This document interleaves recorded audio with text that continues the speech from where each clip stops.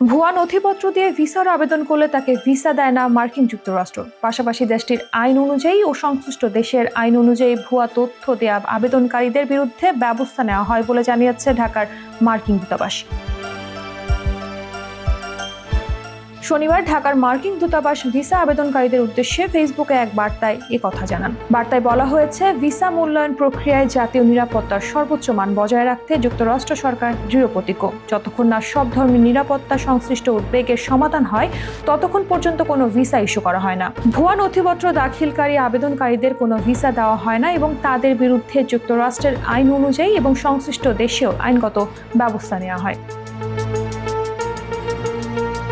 এদিকে গত 13 এপ্রিল ঢাকার এক সংবাদ সম্মেলনে ইমিগ্রেন্ট ইন্টারন্যাশনাল ইউএসএর চেয়ারপারসন ও যুক্তরাষ্ট্রের উচ্চ আদালতের আইনজীবী মঈন চৌধুরী মার্কিন ভিসা প্রত্যাশীদের বিষয়ে সতর্কতামূলক পরামর্শ দেন।